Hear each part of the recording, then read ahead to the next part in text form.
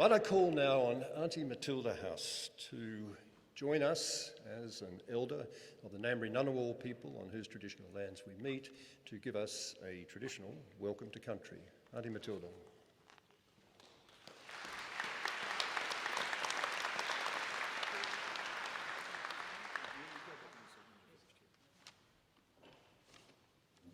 Thank you very much.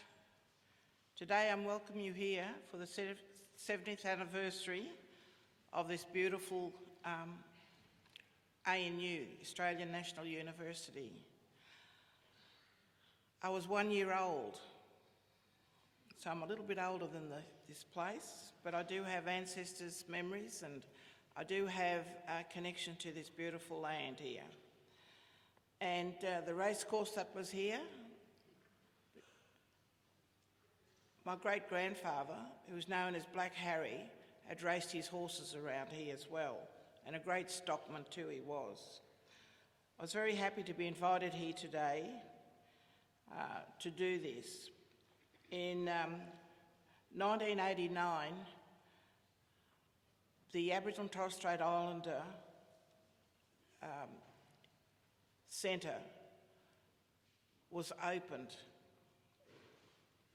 And I was the Jabal Centre, and I was very, very happy to be part of that as well. Here you will find all Aboriginal and Torres Strait Islander students and staff are strongly committed to always be here to improve the education and outcomes to the benefit of all Aboriginal and Torres Strait Islander peoples and their communities. In 2016, the ANU, over at Jabal, I was asked to be patron of the Illumis Award. And along with Anne Martin and Professor Isabel McBride. The Aboriginal and Torres Strait Islander network established by the Illumi in the 1980s and early 90s will enable always our people, the students, and the Illumi to remain here and always being engaged with each other here at the Australian National University. I hope you enjoy this. I hope you enjoy the 70th birthday.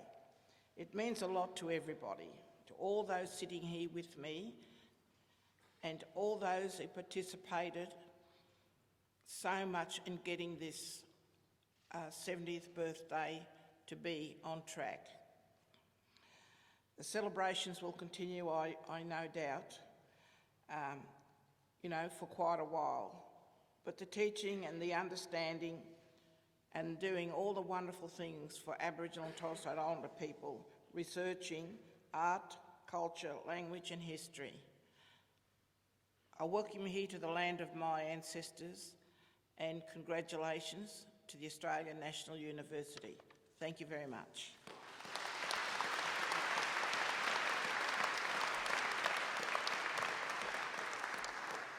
Well, thank you very much, Auntie Matilda, for that very warm and memorable welcome to country. And might I ask you all now to join with me in acknowledging and celebrating the first Australians on whose traditional lands we meet and paying our respects to Auntie Matilda and the elders past and present of the Ngunnawal people.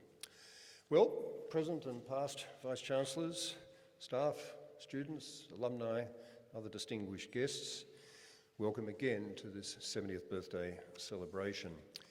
Reaching your biblical use-by date can be a rather disconcerting experience for us mortal individuals, as I can personally testify.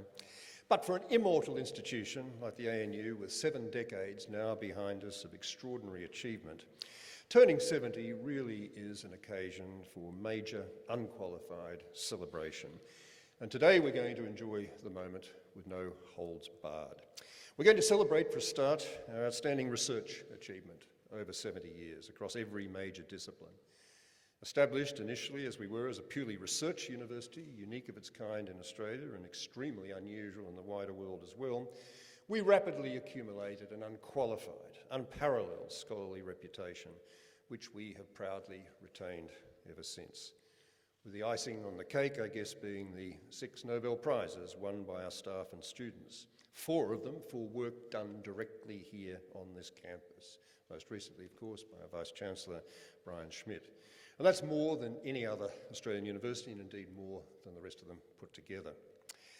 We are going to celebrate our teaching and learning achievement since we opened our doors to undergraduates in 1960, much to the dismay, though that may have been, to quite a few of those researchers who had to slum it for the first time in their professional lives with real live students. We are a university more than any other in this country, certainly more than any of the other GO8s, with a real communal character, with a very high proportion of our students, both graduate and undergraduate, living on campus or close by. And now, through the generosity of Graham and Louise Tuckwell, unprecedented in Australian educational philanthropy, we'll be adding whole new dimensions to the quality of that campus residential experience. Overall, we've had now around 100,000 graduates enjoying that totally distinctive experience. An experience which our other speakers this morning, Megan Stoyles, Elizabeth Reed, Bruce Chapman, Mick Dodson and Penny Sackett, are shortly going to relive with us decade by decade, from the 60s through to the noughties. Whether Megan and the others tell us the whole story remains to be seen, but it will still be a good one. And we're going to be celebrating, of course, the extraordinary contribution to the national public policy debate made by so many on this campus for so long, on everything from defence and security to energy and the environment, to Indigenous reconciliation, to law and justice, to economic policy across the board, to health policy, science policy, arts policy, education policy. In fact, every corner of this nation's public life. This is a university which has understood from the outset that the formulation of public policy is a high calling demanding the best available intellectual resources and justifying a very substantial commitment from this university's best brains. Not something beneath our academic dignity, properly left to the professional public servants everywhere else in this town and to all the other rather less professional polywafflers and megalomaniacs like me in my former life in the house across the lake. And we are now going from strength to strength in harnessing and focusing that policy engagement energy, not only through the focal point of the Crawford School of Public Policy, but right across the university. It's important to remember as we celebrate our founding 70 years ago with the passage of that legislation this day, 1946, just how much of the driving vision behind the creation of the Australian National University, with our name very directly reflecting it, was the idea, as the greatest visionary of all our founders, Nugget Coombs, later described it, of this new national university as the intellectual powerhouse for the rebuilding of society, grappling with post-war problems of poverty, unemployment, social and racial justice, and international misunderstanding. That vision of the ANU as being of enduring significance in the post-war life of the Australian nation, supporting the development of national unity and identity, improving our understanding of ourselves and our neighbours, and contributing to economic development and cohesion, was not, at the outset, a very clearly articulated vision, at least in the language of our founding act. In the finest legislative drafting tradition of the time, that language was relentlessly pedestrian, something which I hope we can remedy in the updated ANU Act that we've been negotiating with the government over the last 12 months. But that sort of vision was articulated, and articulated very clearly in the words of the Minister for Post-War Reconstruction in the Chifley government, John Dedman, in introducing the legislation into the Parliament. He spoke of the innumerable problems awaiting solution in Australia and the world if the future was to be made safe and if people were to benefit from recent developments in physical science, in medicine, and in the understanding of human relationships through the social sciences. He spoke of the significant and unique contribution that Australia could make to all these areas and to Pacific studies in particular. And above all, Dedman spoke of the new National University as an institution which, as he said, would bring credit to Australia, advance the cause of learning and research in general, and take its rightful place among the great universities of the world. Inevitably, not everyone in the Parliament at the time had quite such an exalted and optimistic view of what the new university could achieve, or liked the idea of even having national anywhere its name, or liked what they thought the university might actually get up to. One opposition senator from Victoria thought it would be a synthetic provincial university. The member for the Northern Territory feared that ratbag views, as he said it, would infest the university through the inclusion of the Research School of Social Sciences. And the then leader of Her Majesty's opposition, Mr. Robert Menzies, was one of those many who thought that we should be called the University of Canberra, going so far as to confess, quote, a mild feeling of horror, unquote, at the national university label. Though it is, of course, very fair to say that in later years as Prime Minister, Robert Menzies became one of our greatest supporters, as he was indeed in the development of the whole university sector. It's important today, as we look back over all that we've achieved over the last 70 years, that we acknowledge in full the enormous debt of gratitude we owe to our founding fathers in those early post-war years. I should say that in using the word fathers here, I'm not being what our student reps on council would no doubt describe as my normally hopelessly out-of-date gender-insensitive self. The unhappy reality is that in those days they were all fathers, they were all men, and it really makes quite uncomfortable viewing now to look at the photos of all those preparatory meetings with sometimes 50 or 60 people in the room, not one of them a woman. I'm sure Liz Reid will have something more to say about that a little later on. But all that acknowledged, what an extraordinary group of people they were.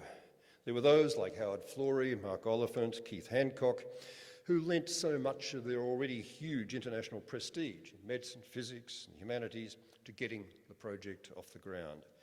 There were the early vice-chancellors, Douglas Copeland, Leslie Melville, above all John Crawford, who steered and shaped the development of the university from empty paddocks into the thriving institution we have today.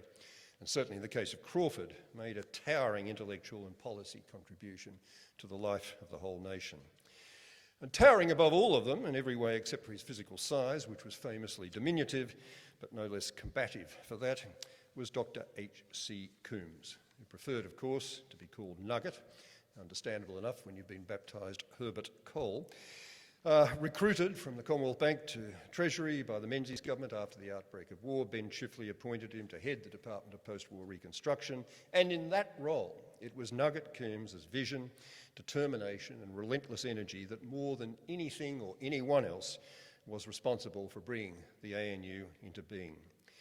He was the de facto Chancellor during the tenure of the first three of my predecessors, Stanley Melbourne Bruce, John Cockcroft and Howard Florey, who all stayed actually based in the UK. Then he became Chancellor himself from 68 to 76, overlapping for most of that time with Sir John Crawford as Vice-Chancellor, where they made a really stellar combination, with Crawford then, of course, going on to succeed Coombs as Chancellor through to the mid-80s. A brilliant Keynesian economist, central banker and all-round public servant, enormously influential supporter of the arts, and above all, a passionate advocate for the rights, including land rights, of the nation's Indigenous people, Nugget Coombs remains one of our greatest ever Australians. And it's right, on this occasion, that we acknowledge his absolutely central place in the ANU pantheon. Of course, there are quite a few others in the subsequent history of ANU who also unequivocally deserve a place in that pantheon. Among them, and I'll name him because it will confirm all these views about chancellors if I don't, the longest serving of all our vice-chancellors, Ian Chubb. Great universities depend above all else on great people, and ANU has been blessed from the outset and continues to be blessed with the extraordinary quality of our people, our founders, our executive leadership, our academic and professional staff, and our students. How we continue to attract extraordinary people in the future and to rise to ever greater heights of excellence in the years ahead will be the subject of Brian Schmidt's looking forward talk to us a little later. Let me conclude my own looking back remarks by saying just this. To create a new national university in 1946, in the immediate aftermath of the Second World War, needed enormous optimism about what this reborn country was capable of becoming. It required great vision in 1946 to see Australia, as so many still then did, not as an intellectual backwater from which anyone of any intellectual ambition had to escape, but as a nation able and willing to create a world-class powerhouse of analysis and ideas, of discovery and delivery. So on our 70th birthday, we rejoice that those who founded and nurtured the Australian National University had that vision and that confidence. And we proudly celebrate the 7 decades we have now spent justifying their optimism. Happy birthday to us.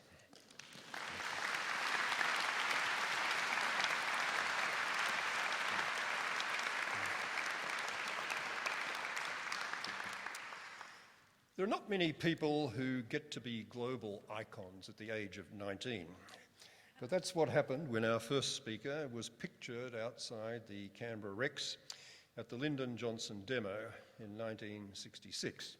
Wearing that T-shirt, she's proudly displaying again for us today, and summing up in a single wonderful image, or perhaps I should say dual image, that went worldwide, the spirit of the 60s. As those of us who were there and who were not too out of it at the time can well remember. After her honours degree in political science, she did many more things with her life, not least working for many years in Parliament House as a journalist and advisor, particularly for Bill Hayden and Neil Blewett, and even me for a little while. But our focus first up now is on the 1960s, and who could be better to take us back there than Megan Stoyles. Megan, over to you.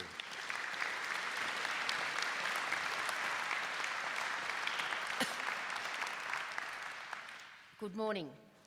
At the age of 16, I came to the ANU from Sydney, mainly to get away from home, but also after studying the various university handbooks, to just focus on studying political science, which I'd always wanted to do rather than Latin and general maths and boring subjects like that.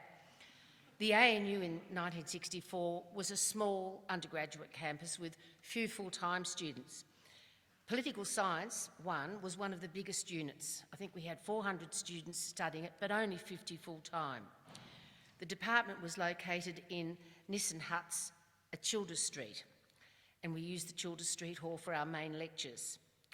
Childers Street, in fact, was the focus for most social activity as well. The whole university put on dances, reviews and student theatre there.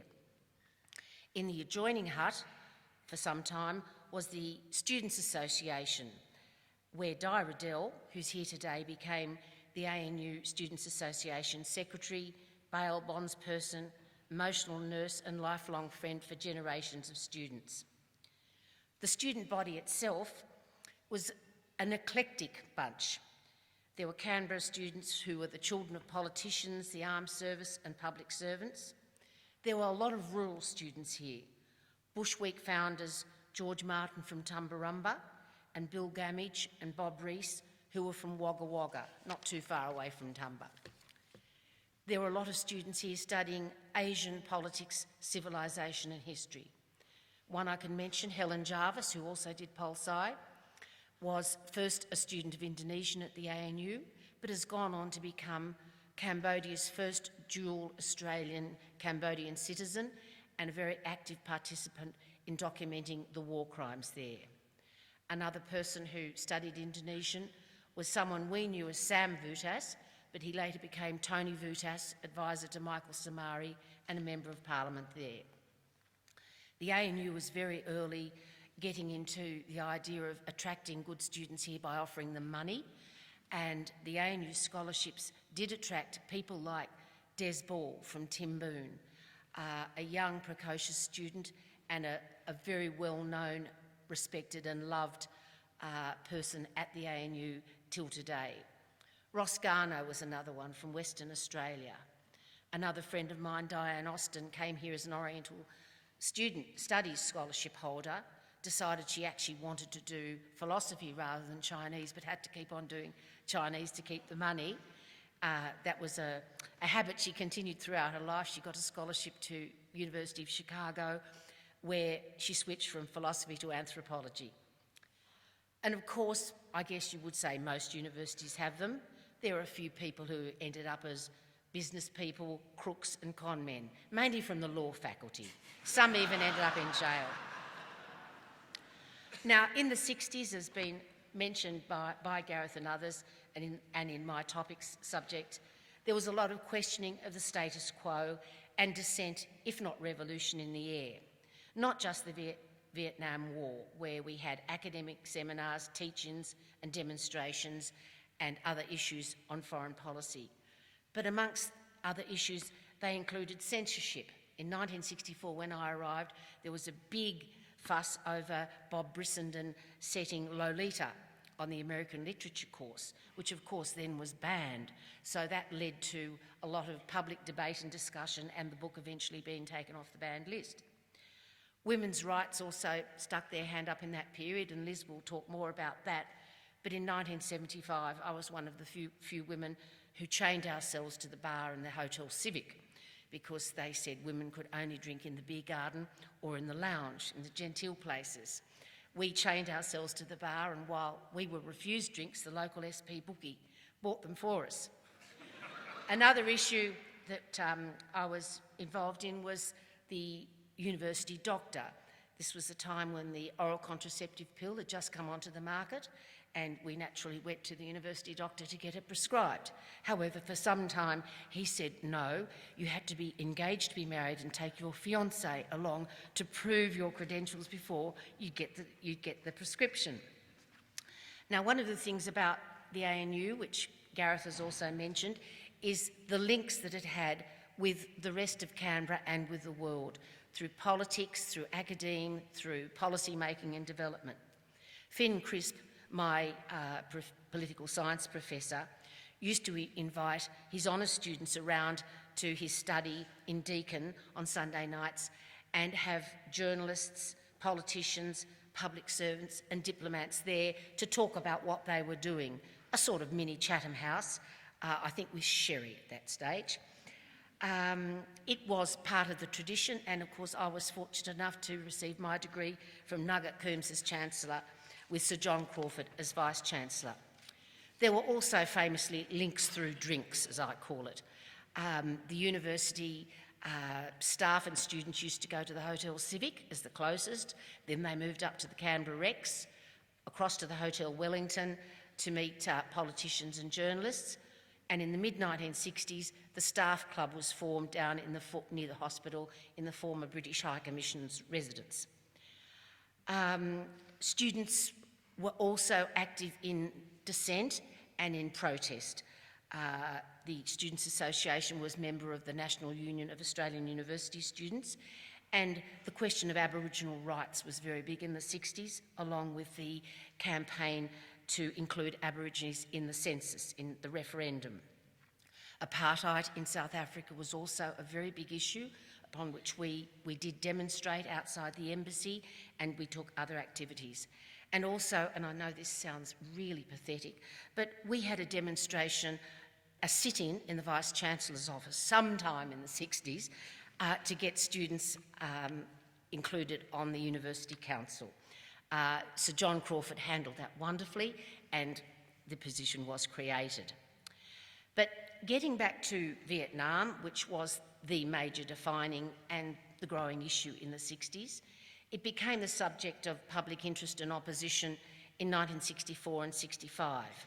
ANU's academics, both in the Institute of Advanced Studies and in the School of General Studies, and students from both were early participants in the Australian politics debate. We had teach-ins here in the ANU, which did lead to further activity and then to demonstrations. Now, these were held outside the American Embassy, the South Vietnamese Embassy, and outside our own Parliament. Des Ball, who I mentioned before, was arrested for refusing to come down from the statue of George V. He was defended by Kep Enderby, a law lecturer here at the ANU and later Attorney General, and he won that case. Another political science lecturer, Bruce McFarlane, was also arrested, and in honour of that event, Bob Brissenden wrote and sang the song Muscles McFarlane, Pride of the Clan. I'm a New South Wales copper, I can't tell a lie, was the refrain. There were a lot of legal precedents set following these arrests. ASIO records were kept and later used against postgraduate students here and overseas. But moving on to 1966, Make Love Not War, as Gareth has talked about, and as I wearing the original T-shirt, the demonstration was against Lyndon Baines Johnson when he visited Canberra in October. I received letters from some time afterwards addressed to Megan Stoyles, student Canberra, and they did get to me up at Bruce Hall. Now, it was not just about demonstrations, although sometimes the lines were mixed. Here at the ANU, we had a wonderful tradition of student theatre with political reviews. Music was written and conducted by a mathematician, Matt Ward, who was at the Institute, and English student and Canberra rep stalwart Anne Godfrey-Smith produced most of these reviews, including one in 1967 called From a Great Height, which recalled the dropping of napalm over Hanoi, and also a wonderful music adaptation of Aristophanes' anti-war classic Lysistrata. Paul Thom, originally from Sydney University via Oxford, came to the ANU as a philosophy lecturer and introduced Victorianas and an Australia-wide Purcell revival. We did King Arthur, Fairy Queen and Indian Queen. John Stevens, another political science honours student, also pioneered cabaret shows like reviews, celebrating hits of the Blitz, wartime songs, songs of the 20s and Australianas. The ANU's smallness made it possible to be in all of these things, perhaps unfortunately so. For some of us, it was at the detriment of our academic results. I've got a letter from Finn Chris Britton at the end of 1966 saying, "Much as we all love you, you must wind back your extracurricular activities if you are to enter and do well in your honours year." I didn't wind back and I didn't do very well. I've also written about these events for a special ANU Reporter edition, focusing on the role of revolt and dissent and political activism. But to conclude, we didn't quite have a French Revolution, although leading up to the 1968 turmoil in France, Europe and the US, it was along that path.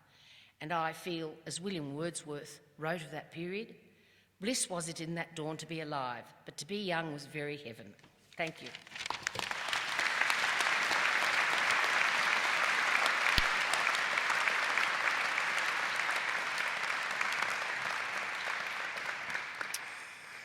Thanks so much, Megan.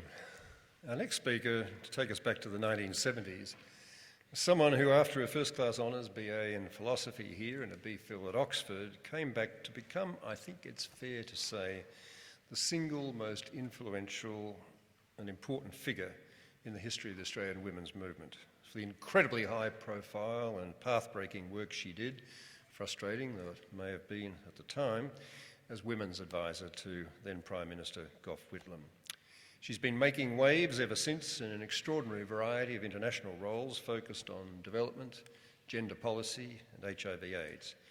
And it's to talk to us now about that environment here in the 1970s that I welcome to the podium Dr. Elizabeth Reid.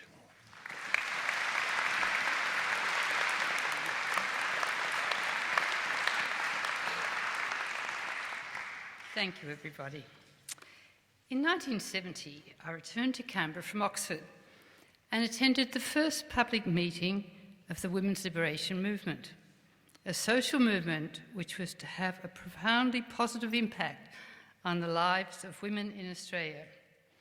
Suddenly, the focus of our attention was broadened to include not only single issues such as abortion law reform, homosexual law reform, and an end to rape in marriage, but now we're also addressing the structural factors that shaped our society and naming patriarchy and sexism as the enemy. In 1972, Patty Tock was drawn to Canberra by the Aboriginal Tent Embassy. Pat, a woman from Green Valley in Western Sydney, had begun her long struggle for her right as a person of fair skin to identify as Aboriginal. She too became active in the women's liberation movement. Pat became the first Aboriginal candidate to stand for federal parliament in the ACT when she campaigned unsuccessfully as an independent in the 1972 elections. I was her campaign manager, so I know that. Her platform, endorsed by the newly formed Women's Electoral Lobby, focused on Aboriginal, women and children's issues. Pat decided then that, although she had not matriculated, she'd left school to work in factories, and she was a single mother of 6 children, she wanted to go to university. Despite the initial obduracy of the ANU authorities, in 1973, Pat became the first non-matriculated, mature-aged student at the ANU. And in 1971, one of, if not the first, Aboriginal graduate of the ANU, graduating with a Bachelor of Arts.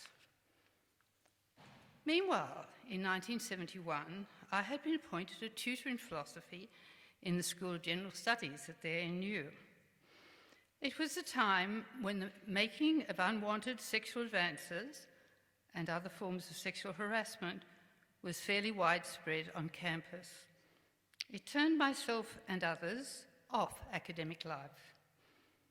Issues of diversity and equity continue to challenge the university, and I'm very pleased now to be working with the ANU to address this issue as part of its new strategic vision.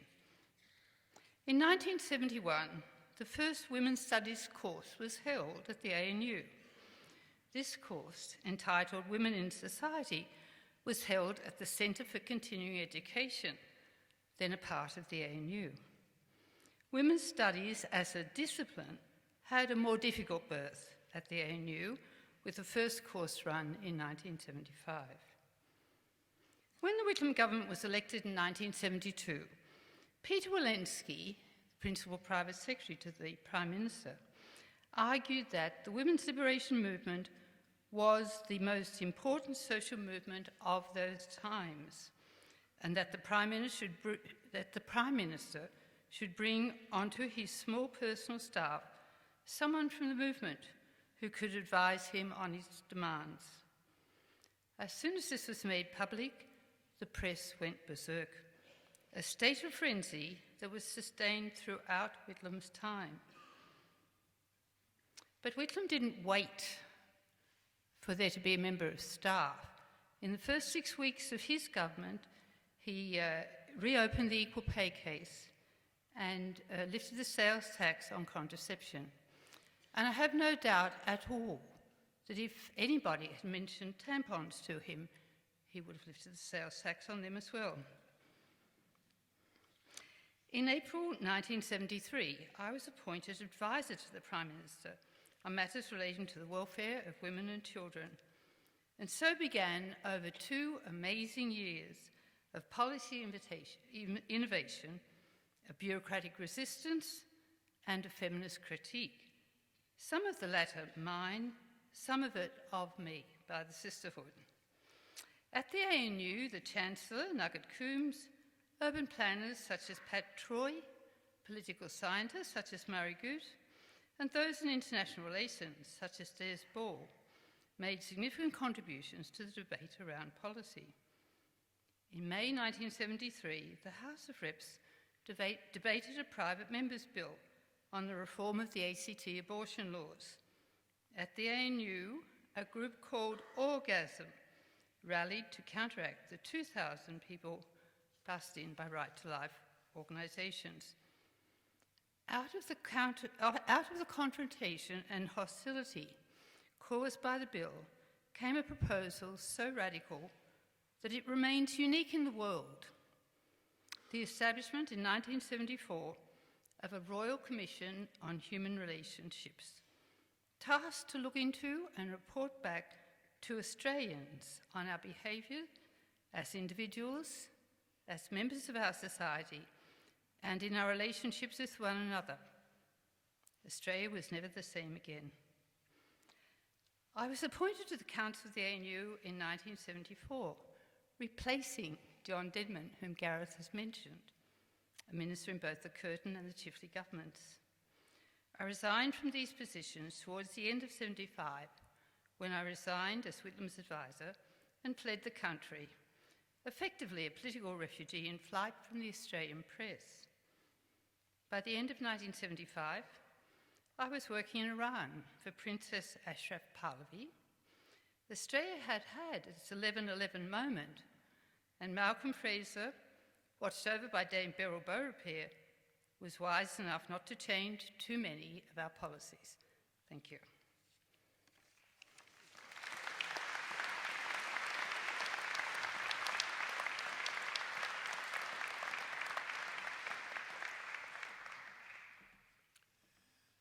To talk to us now about the 1980s, in particular, I guess, the higher education reforms, some of the most important of which he initiated himself, which turned the academic world almost upside down in that decade. I now have pleasure in introducing the brilliant economist who we've been privileged to have with us at the ANU since 1984, who describes himself not very modestly in his bio as excessively modest, but it's true, he has absolutely nothing to be modest about. Professor Bruce Chapman.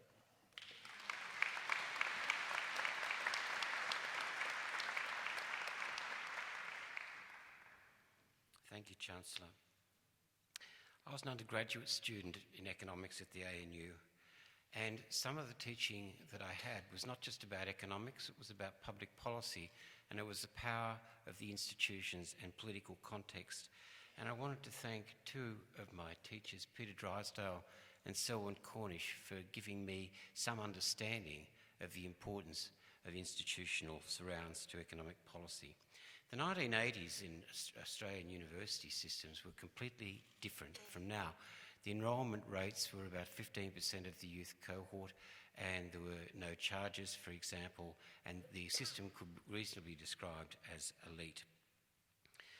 In 1987, John Dawkins, the then Federal Minister of Employment, Education and Training, advertised a job, and my interest in public policy led me to apply, and I got that job. And when I met John Dawkins, he described his major problem.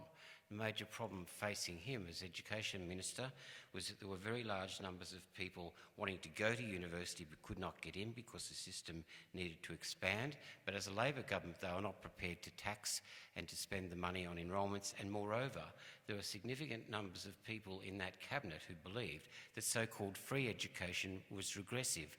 There is no free education, he said, correctly. Free means free to the students and not, of course, to the taxpayers. He believed that this was regressive. In all that as context, he said to me, your job is to help reintroduce university fees. Well, I'd been there about an hour, and I thought, I wonder, is it too soon to resign? I did produce an options paper, and the option paper suggested that a fair way to introduce university fees was with a student loan, but not the normal kind of student loan, which I think has poor characteristics. This was an income contingent loan, which then became known as HECS. And the most important characteristics of this system is that no student would need any money to enrol. Secondly, while there was a debt, the debt would only be repaid when and if people had the capacity financially to do so. If you were unemployed, no payment. If you were in a part-time job, no payment. If you were rearing children or looking after aged or sick parents or partners, no payment was necessary. It was essentially an insurance mechanism.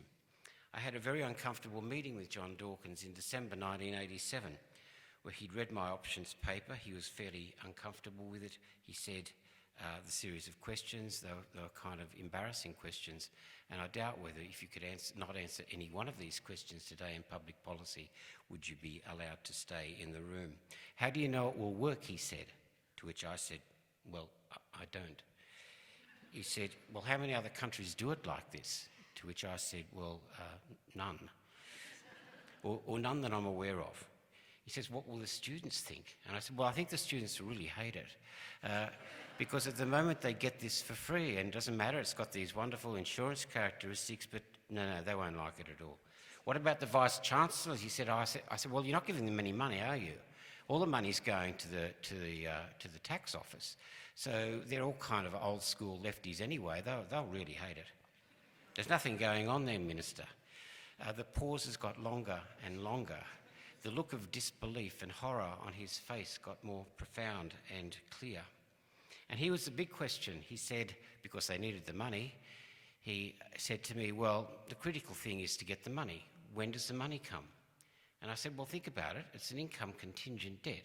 So if you introduce it kind of next year, then people have got to graduate, and then they've got to earn over the first threshold before they pay anything. So the money will start trickling in about 6 or 7 years, probably. I think this probably looked to him to be the worst public policy that he had ever seen. But they went for it anyway. That whole cabinet recognised that they had benefits, particularly the political benefits of getting it through the ALP platform. And what an extraordinary cabinet that was. The most important difference between Australia now and the 1980s was the Hawke cabinet, in my view, with all sorts of extraordinary innovations, progressive innovations like Medicare, like child support systems, like industrial relations reform, like the diminution of the tariff walls. I think we owe a great debt to the people of that cabinet, and I thank you, fearless Chancellor, for being part of this process.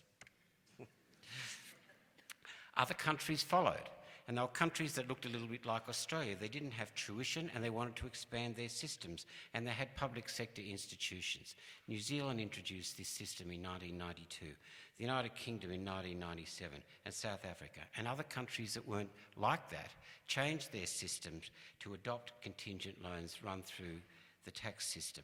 These included Thailand, Ethiopia, Hungary, South Korea, and the Netherlands quite recently. I am confident that there will be other countries that do this. It's become a major ANU public policy export, and I think roughly about 10 million people, graduates, have had the experience of a contingent loan since about 1989. And there are currently about 1.5 million students in that space at the moment. Let's compare this with the other form of tuition that happens in countries with other kind of loan happened in countries with tuition. They have bank loans, and the defining characteristic of a bank loan is completely unlike HECS. You pay it on the basis of time. It does not matter if you're unemployed. It does not matter if you did not graduate and you have a poor job. There is no insurance. These are systems that economists would describe as leading to consumption hardship, that the people with low levels of income will suffer or they will default. And let me assure you that default is a really big problem for students or for graduates, because it will ruin their lives financially, not necessarily the whole of their lives, but it means the loss of a credit reputation and poor access to finance. I don't think we'd thought very much about bank loans. We just went straight into HECS. But about 10 years ago, I spent time in Colombia. The minister had asked me to look at their new butte loan scheme called ISATEX, and she said to me when I met her, it's an extraordinary system, it has no subsidies. And I said, that's not extraordinary, that's unique. I don't know of a system anywhere in the world where there are no subsidies. She said, as John Dawkins had said to me about HECS, would it work? And I thought, no, I don't think it would work. I said, how do you actually manage to design a system without subsidies? And she said, well, the interest rates are kind of high. I said, what's kind of high? She said, well, it's 18% per year. And then the idea that this was going to work, it occurred to me that I should say, I think the defaults will be massive. But I didn't. I said, I need to sit down with the Department of Education officials and we'll work this out. And it was a really interesting and kind of weird experience, because I don't have any Spanish except hasta la vista, baby. They didn't have any English, but what we all spoke was fluid econometrics. And the fluid econometrics allowed us to do something that we hadn't really done before. We looked at the tails of the graduate distributions to ask the following question. Would relatively low-income graduates, let's take women because they have lower incomes, if they're in the bottom parts of the distribution, what proportion of their income would they need to repay this debt with the 18% interest rates? And the answer was extraordinary, because being in the bottom 20%, we calculated econometrically that the repayment burden, the proportion of the income, would be about 70 to 80%. Would this system work? I don't think it could work. The only way it could work is by people using loan sharks or families or defaulting. And that's essentially what has recently happened in this period. And this is the critical point about bank loans. They mean repayment hardship. They mean that people have an awful lot of trouble just through bad luck, for example, from graduating in a period where there's high unemployment. We've done this work now at ANU, but jointly with nationals, some ANU PhD students or new staff, and these results have now been worked out for Vietnam, Indonesia, Germany, and the United States. And what is remarkable is we get the same story. If the people in the bottom 20 to 25% of the tails of the distribution of graduate income would need to find 60 to 80% of their incomes to repay debts like this. And they weren't high debts, they were just debts collected without insurance. This work then has become another part of what, quite different from policy advocacy, but it's on the econometric side, it's more purely on the research system. And we've now been engaged with many other students and academics from other countries. There'll be a conference in Shanghai in October this year. I thank Glenn Withers for helping to convene this, and the Research School of Economics for financial assistance. The joint work is going to cover many other countries. For example, we've done the modelling on repayment burdens for Ireland, China, Colombia, now updated, Brazil and Germany and many other places. And moreover, we've been able to design contingent loan mechanisms for them which are sensitive to their institutional context, their institutional environment as defined by earnings. Another ANU export, this time on the research side. There's a broader point about all this, and that is about income contingent loans which can be used well beyond student financing. What do we have here? We have an extraordinary instrument. We didn't think it was that at the beginning. I had no idea that this template could be used for other ways for government to be involved in social and economic policy. And it's quite different. We think about government as left-wing, meaning lots of regulations, high tax, high spend, and right-wing is the other way of thinking about this. A contingent loan is not like that. It's essentially a risk management instrument. And these risk management instruments are everywhere in the public sector. We just kind of didn't get it. Their pension systems, their road rules, their occupational health and safety regulation. The best example in Australia is Medicare. And that's what the HECS system is. It's an insurance mechanism that offers protection against repayment hardship and against default. And we've now been able to put this template into work, into research and analytical work in about 20 different areas, including with income contingent loans for drought relief, work done jointly with Linda Botterill, an ANU PhD person.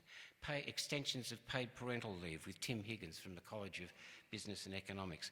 For the payment of low-level criminal fines with work done with ANU graduate John Quiggin.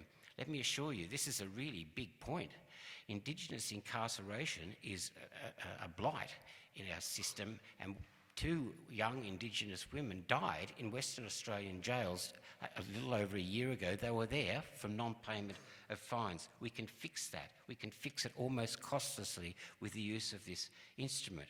We've done the work now in research and development financing, for solar energy panels, for legal aid funding, for brain drain compensation. And all of this work, not all of this work, 80% of this work comes from ANU.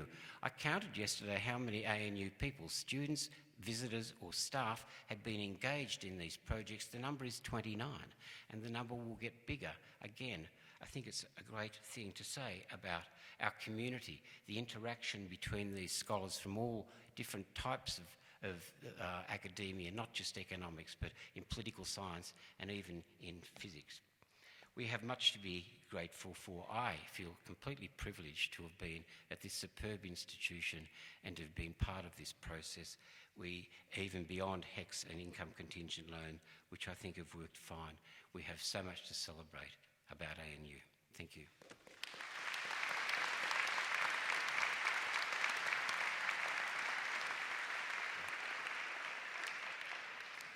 Well, as always with Bruce, you get rather more than you bargain for, and we certainly got more than the 1980s then. But let's now move to the 1990s, focusing on the way in which Indigenous issues came to the fore here, as well as in the community more generally. To talk about this, let me introduce now a Yarra man from Broome, who knows more about these issues than almost any other Australian alive. the first Aboriginal and Torres Strait Islander Social Justice Commissioner with the Human Rights Commission, now Professor of Law and Director here of the National Centre for Indigenous Studies, Professor Mick Dodson.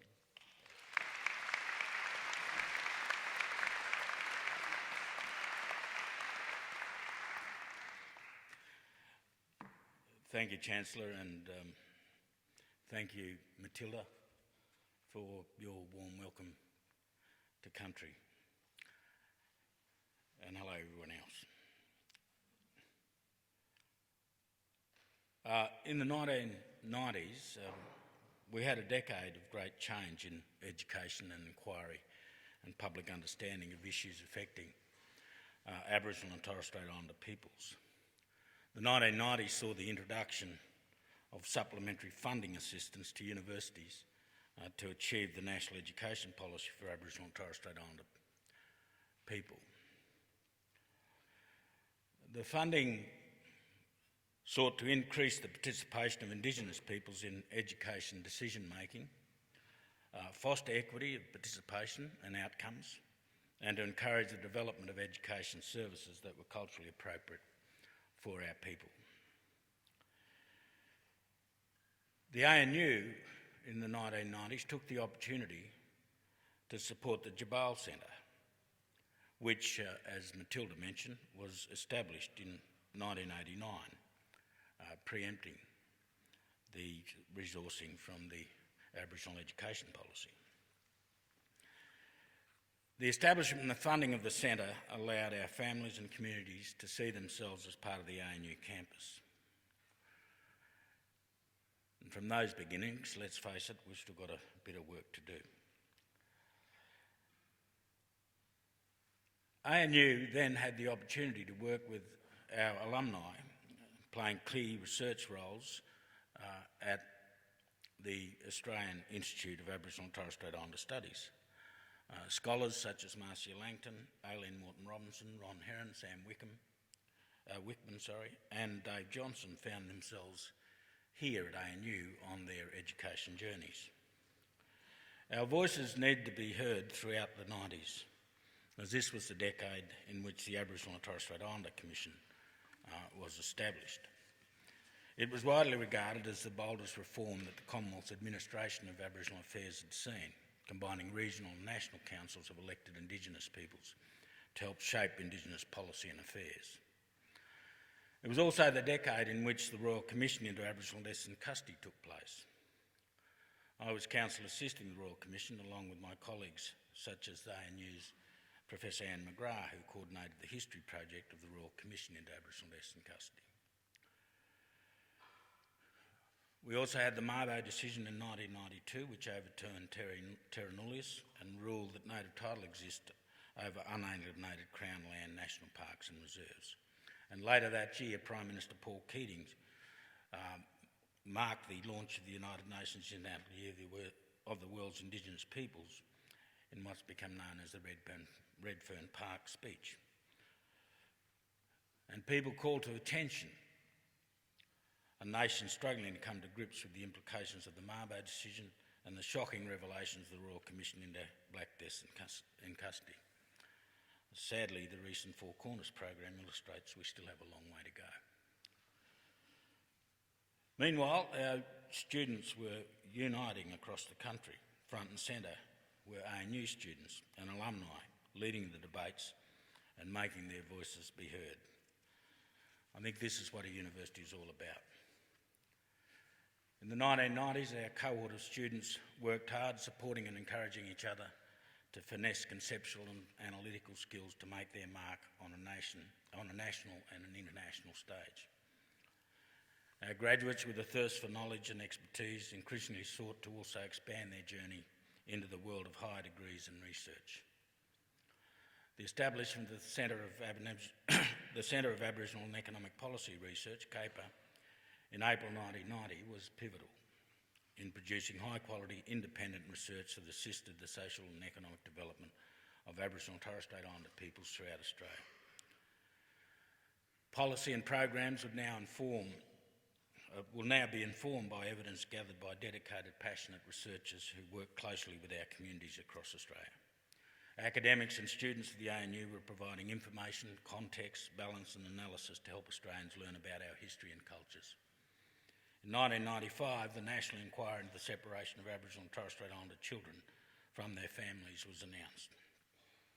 A year later, the High Court of Australia ruled in the Wick decision that native title and pastoral leases could coexist, and the Commonwealth Parliament made that year a commitment to reconciliation. In 1997, the Bring Him Home report of the Inquiry of the Stolen Generations was released, recommending a National Sorry Day to commemorate the history and effects of removing children from their families. Again, this university, the Australian National University, played a pivotal role. ANU's Professor Peter Reid worked closely with Indigenous communities across Australia to establish Link Up, a service to help families reunite. Following the Aboriginal Land Rights Northern Territory Act of 1976, ANU researchers like Professor Merlin, Francesca Merlin, Nick Peterson, John Altman, Howard and Francis Morphy worked with Indigenous claimants to help establish ownership of their traditional lands under that legislation. And this work continued through the 80s and 90s. And a lot of ANU academics work very closely with NT communities, assisting them in these pursuits. One of those academics, geographer Elspeth Young, later gave her an entire estate to the ANU to help Indigenous students get through university. In perpetuity, the Elspeth Young Memorial Grant continues to support ANU Indigenous students with their education needs today. I'm proud to be part of ANU, and I can say we're making progress, but we have to be diligent because there's much work ahead of us. And in closing, I should say today is my grandson Buddy's second birthday. And Buddy, knowing it's the horse's birthday, also would say happy birthday to all the horsies. But today is the ANU's 70th birthday. Happy birthday, ANU.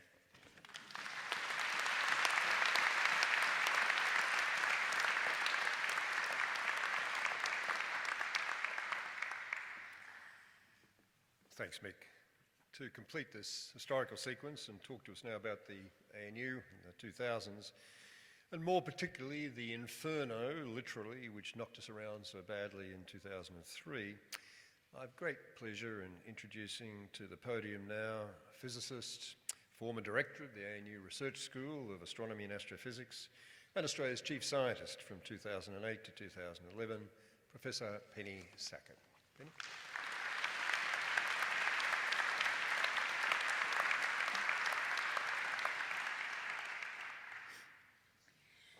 You and I and the institutions and cultures of which we are part grow in two fundamentally different ways. The familiar, steady, incremental growth that comes from new experience and struggling to understand something anew each and every day.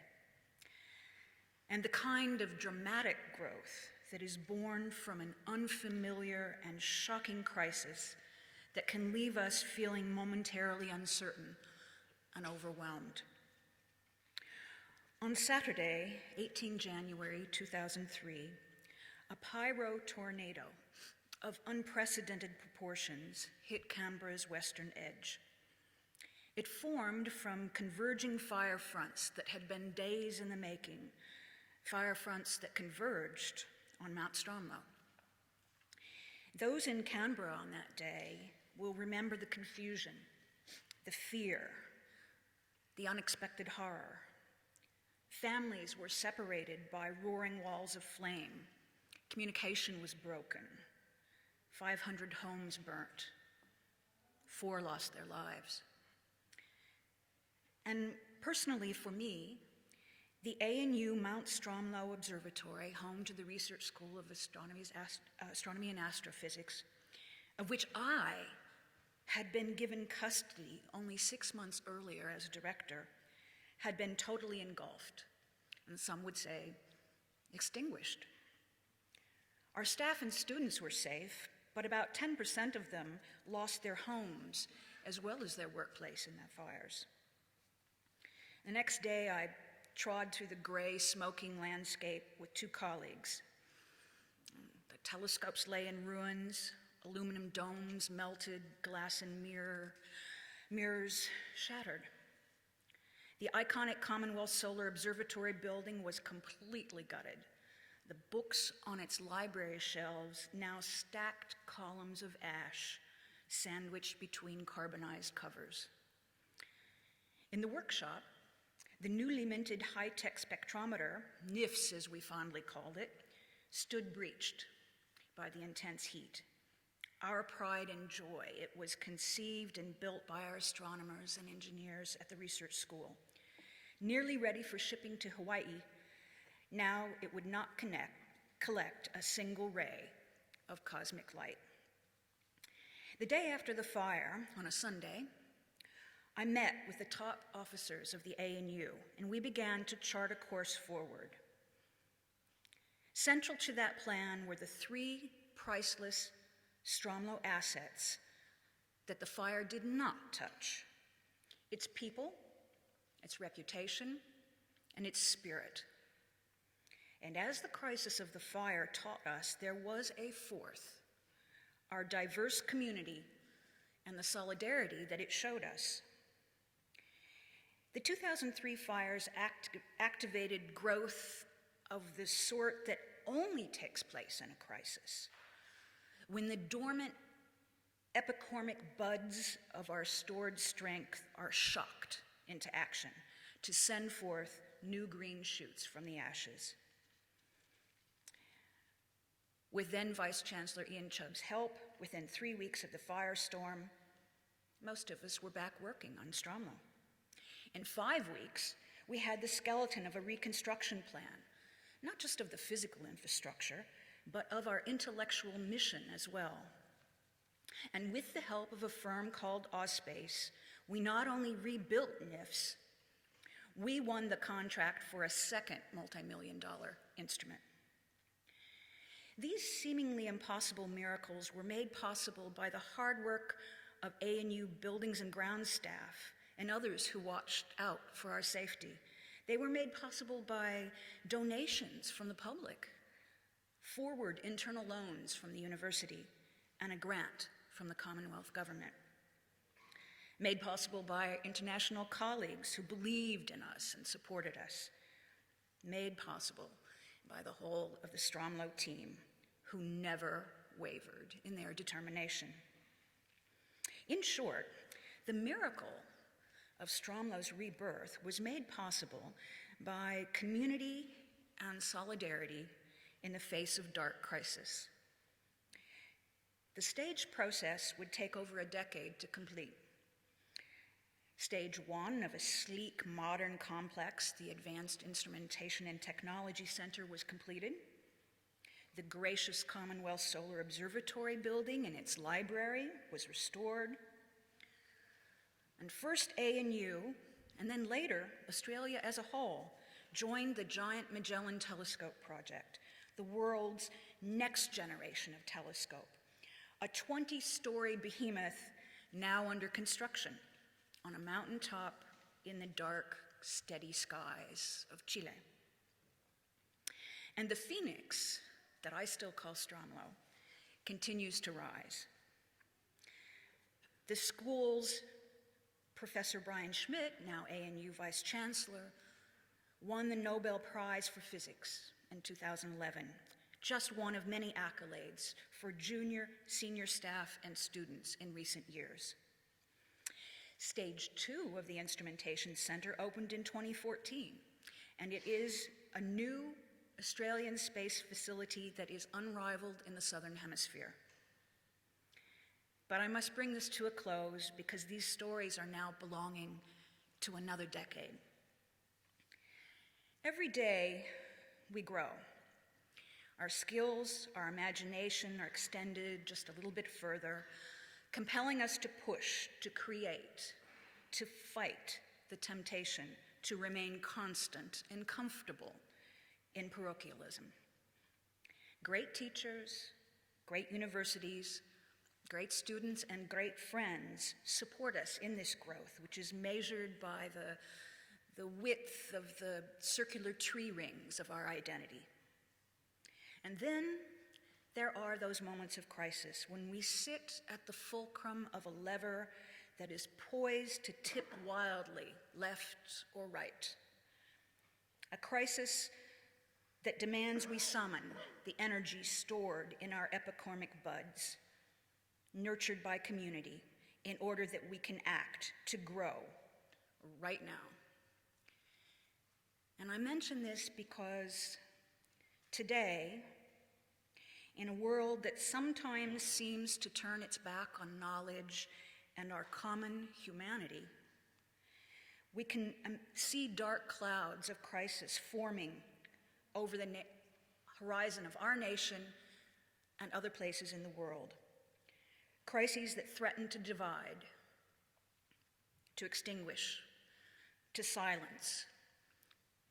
Crises that feed on fear. But together, with the strength of our institutions, our diverse culture, and our solidarity, we will meet any crisis with the strength to act, and in doing so, will spring forth even stronger than before. Thank you, ANU, and happy birthday.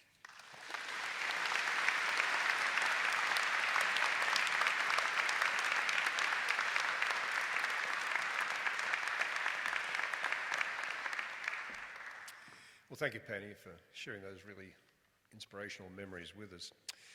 We've been talking so far about the past, and what a magnificent past it's been. But we all know that if we want our next 7 decades to be anything like as successful as the last have been in this intensely competitive national and international world we now face, we can't even think about resting on those laurels. So to talk to us now about the future, can I introduce to you now our new Nobel Prize winning Vice-Chancellor, who we could not be more pleased or proud to have now leading us, Professor Brian Schmidt.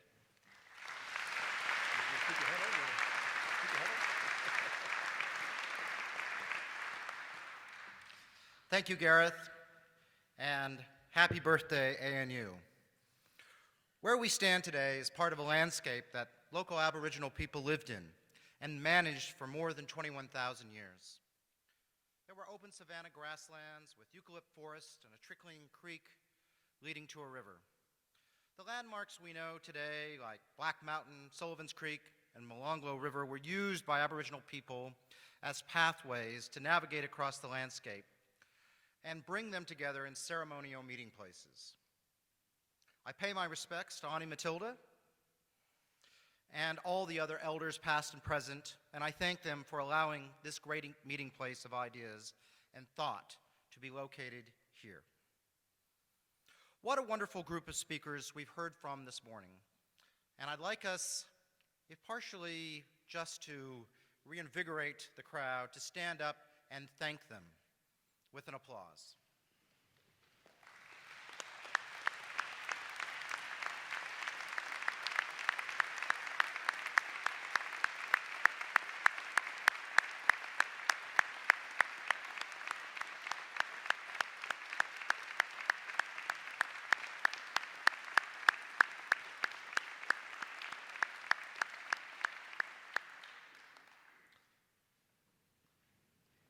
Thank you all. That's a lecture trick I've learned in my time here. ANU people who have been part of shaping modern Australia and the modern world. People who embody what it is that makes this university such a great community to belong to. Megan Stoyles reminds us that academic freedom is the most fundamental of values that helps define a university. The creation of new ideas, the challenging of old ideas, and the debating of competing ideas is the very basis for our existence. The ability to put forth our ideas with conviction to change the world in which we live is the basis of why we are here. Megan, I think you must have inspired my parents with yourself and your t-shirt, as I was conceived in 1966. I'm proud to celebrate with you today the 70th anniversary of this extraordinary institution. I know many of you, like me, have spent much of your student and working life as part of this community.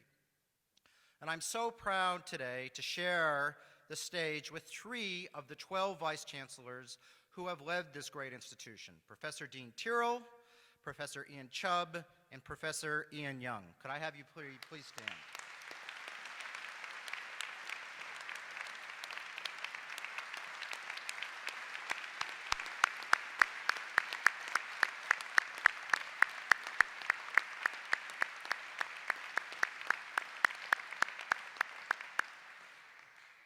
The work of each of you has substantially contributed to the reputation we hold today as a university of international renown. On behalf of the community, I want to thank each and every one of you, and I personally want to thank the 3 of you as the vice chancellors who have stewarded my 21 years here at ANU. This place nurtured me. It gave me the opportunity to push the boundaries as a young researcher. It provided me with the environment I needed to develop and grow through the stages of my career, to learn and to be mentored by those who came before me. I said on the stage in February that my ambition as Vice Chancellor is to pay that forward, to foster a culture where we can all reach our full potential, where excellence is cultivated, is expected, is understood, and is celebrated, a culture that attracts the best and brings out the best. This is a unique institution. Our foundation in 1946 attracted very little fanfare. We garnered just a few paragraphs on page 5 of the Canberra Times. But it was a nation-building project of unique proportions. The idea of a national university that would bring credit to our nation and help Australia take its place amongst the nations of the world was little more than a lofty ambition. But big things do not necessarily have glorious beginnings. They require patience, they require persistence, and they require an unassailable belief by a community of people that they can build something extraordinary together. And this is what has happened with ANU. By October 49, our founders were transforming an empty paddock into a university. The foundations for the John Curtin School were laid by Prime Minister Chifley. By 1950, our first academic staff had arrived and found themselves working in temporary buildings as campus construction began. And in 1952, the first permanent buildings of the university were finished. We stand here in 2016 at the university they imagined, but did not get to see. A national university that by its 70th anniversary counts amongst its community nearly 100,000 alumni, 23,000 students, and 4,000 staff.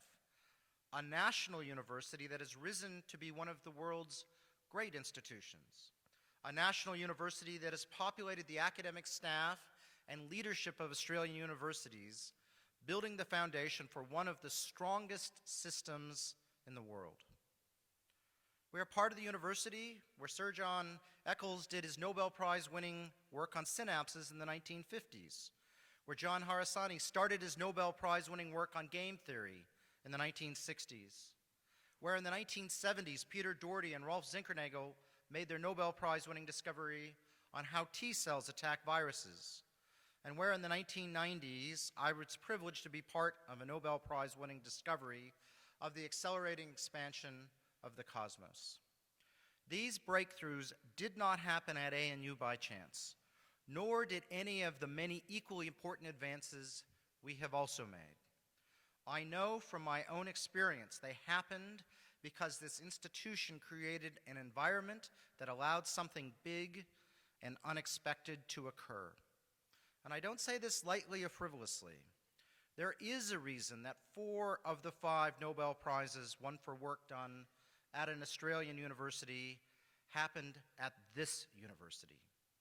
It is the same reason that we count a long list of achievements as an institution, from Frank Fenner's leadership in eradicating smallpox to playing a key role in the development of digital music synthesizers, leadership in the development of the field of demography, modeling of photosynthesis, discovering the DNA sequence related to lupus, and I could go on and on and on. Fostering an environment and creating opportunities for research that changes life, that changes knowledge, and that changes society is fundamental to who we are and who we want to continue to be. If we are able to realize our collective vision for the ANU, a catalog of iconic works, advances, and discoveries will follow, enriching and improving life here in Canberra, in Australia, and around the world. Our 70th birthday is a day to both celebrate our past and to commit to our future. We are still a young institution. Those of us here today have the privilege of writing the next chapter of this university's history. We have the responsibility to hand coming generations an institution even greater than the one we have inherited. In my first 7 months as Vice Chancellor, I've had the chance to talk with more than 1,000 of you about our ambitions for the future of ANU. Our collective vision is clear. We want to be at a university and a community that thinks big and bold, that is audacious in its ambition. We want to be a university that stands and is counted amongst the best in the world. We want to be a university that is distinctive in its service to the nation. And we want to be a university that brings together students from across the country, the region, the world, from all social and economic backgrounds, that brings them together in a community of learning that gives them the grounding and confidence so that they can go change the world. Together, we're mapping out a plan for the next 10 years of ANU, a plan that will ensure that we leave a great legacy for future generations. And today, as part of our birthday celebrations, I'm delighted to announce some initiatives that are at least a down payment on that plan. These initiatives have come from your contributions to discussions about our future and have set us on the path of building the university to which we all aspire. Research remains the heart of all that we do. Our research informs our education, it shapes our policy contributions, and it transforms the society in which we live. If we are to cement our long-term place as one of the world's great universities, we need to retain, recruit, and support some of the best researchers in the world. We will attract some of the very best researchers in the world by providing substantial startup grants for high-potential early and mid-career researchers, enabling us to compete against any institution in the world for these people. These funds will also give these researchers the freedom to embark on their big ideas at the height of their creativity, free of the constraints of overly conservative grant funding. This investment is really an investment in the long-term future of brilliant people and in the long-term future of this university. ANU already offers an educational experience like none other in Australia. And ANU education extends well beyond the classroom to our campus cultural and community life, our residential experience, and the international experience we offer many of our students. We will build upon this unique experience to make sure that an ANU education sits comfortably among the top 10 in the world. We will lead the country in changing the way that universities admit students. Students applying to ANU will be considered on the whole person, not just their ATAR score. Students applying to ANU will have co-curriculum and community contributions recognized as part of their entrance criteria. Our scholarship program will be national and will take into account outstanding academic results, yes, but also non-academic achievement and financial need. These changes will be implemented over the next several years and will enable students applying to ANU at the same time to apply for their scholarships and accommodation all at once. We will celebrate the achievements of our most outstanding teachers through the Award of Distinguished Educator. This award will recognize great teaching and provide funds for these educators to further extend their teaching, their research into teaching, and to help them share their knowledge across the university. ANU will extend the residential experience for which we are already renowned. By 2021, we will provide any student who wants to live on campus the opportunity to do so, including postgraduate students and students with children. And for our students who already call ANU home, starting next year, we will extend the current best pastoral care ratio to all of our undergraduate residential communities. This means that every undergraduate residential community will have a senior resident for every 25 students. And whether you live on or off campus, you will appreciate the revitalization of Union Court as the beating heart of the university community. It will be home to enhanced student and staff services, dedicated event spaces, and new sporting and recreation facilities. We will show the nation and our international peers that outstanding research and teaching go together, building campus-wide learning and teaching spaces and creating next-generation approaches to education in the transformed Union Court precinct. Union Court will bring Canberra to our campus and will be full of life from early morning until late in the evening. You heard this morning from Professor Mick Dodson, one of Australia's great leaders. The research of Professor Dodson and his many colleagues across this campus on Indigenous issues is a foundation of this university, one upon which we must now build a program like none other in Australia, one where we become partners with Aboriginal and Torres Strait Islander peoples in bringing about reconciliation, one where ANU becomes the university of choice for Indigenous Australians. We will launch a postdoctoral fellowship program for Indigenous PhD graduates that is designed to develop academic careers and lead to faculty positions. This program will build a substantial Indigenous research and education community that is essential for us to fulfill our mission, including generating Indigenous-led research which informs and influences government policy. Our Chabal Center, led by the endlessly energetic Auntie Ann Martin, is the heart and soul of campus experience for our Aboriginal and Torres Strait Islander students, and we commit to ensuring it has a secure and vibrant long-term future at this university. As the National University, our world goes well beyond the borders of our campus. We need to take our research to business, to government, and civil society. And we need to bring business, government, and civil society to us. We will create a new paradigm for Australian universities, working as partners with business, government, and civil society to make sure our research has impact. We will launch an entrepreneurial academics program that will bring people who excel in both research and in business to ANU so that we can all learn from them. And I can promise you some exciting announcements on this in the not-too-distant future.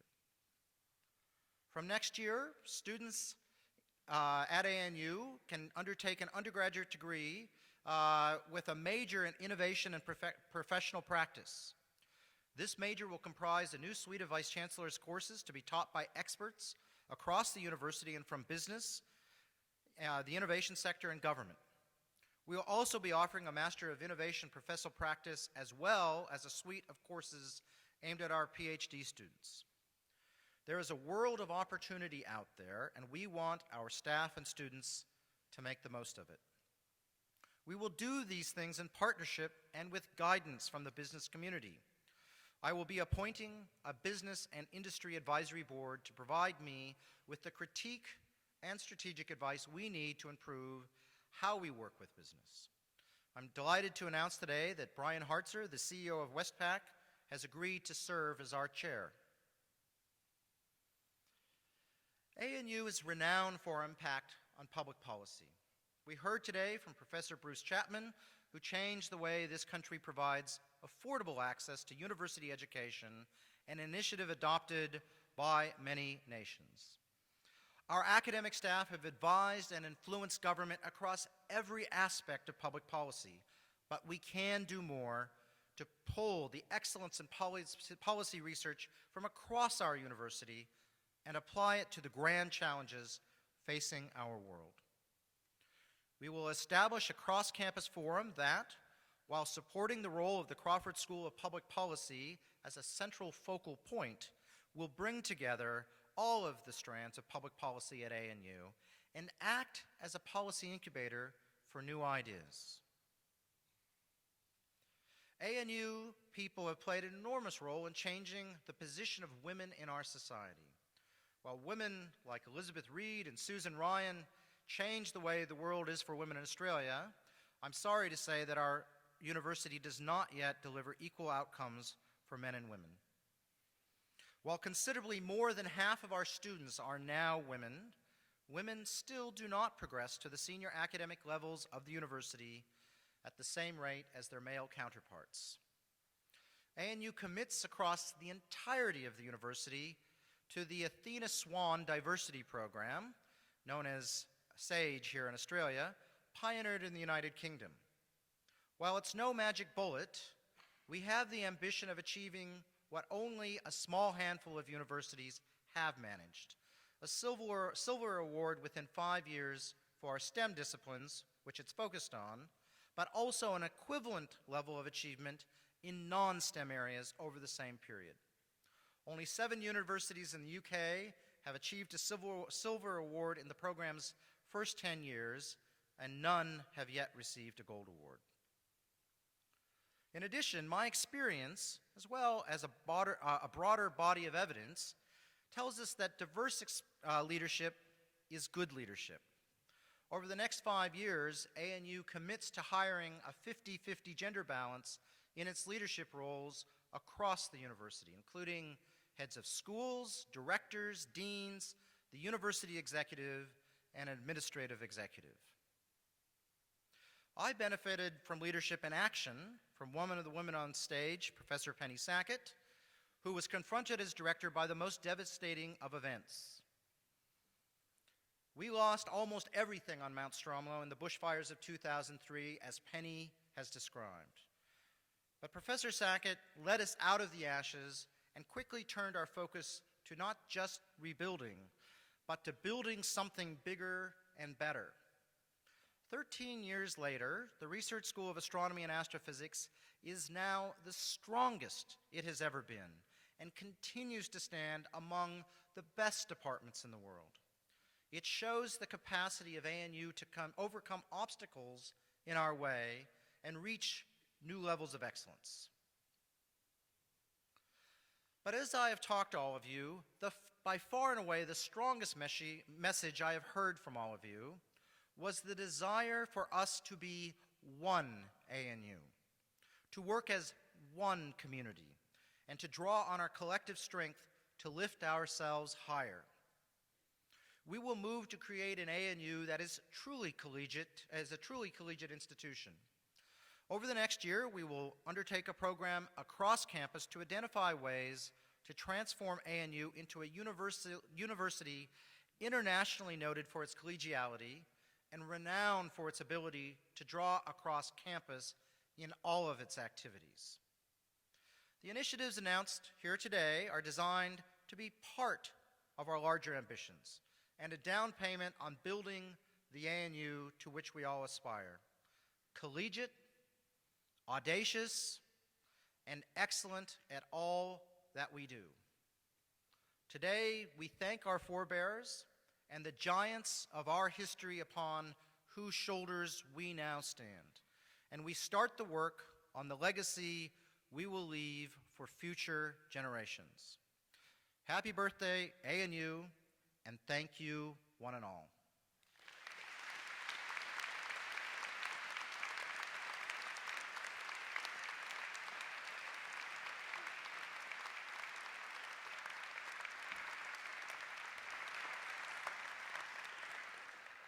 Thank you, Brian, and thanks to all our speakers for a morning that will live, I think, very long in all our memories. No birthday celebration could possibly be complete without a cake. And as you wheel it in to the front of the stage, can I ask our Vice-Chancellor, Brian Schmidt, and our 2 student representatives with us today, Ben Gill and Clodagh O'Doherty, President and Vice President of ANUSA, to come and join us in cutting the cake. Over here.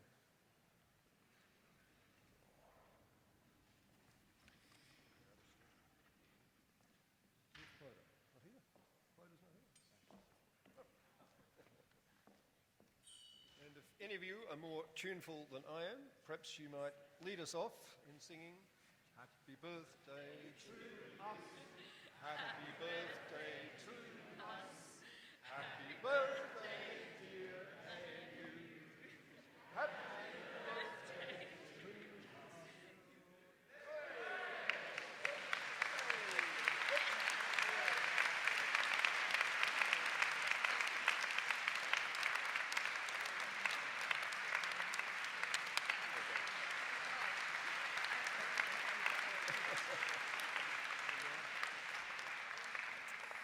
So, please, including those of you who are watching online, there's still plenty of sausages out there and plenty of bubble and plenty of cake. So come and join us as we move outside the hall now for lunch and a celebratory drink. That concludes this morning's proceedings. Thank you all extraordinarily much for coming and joining us. That's it.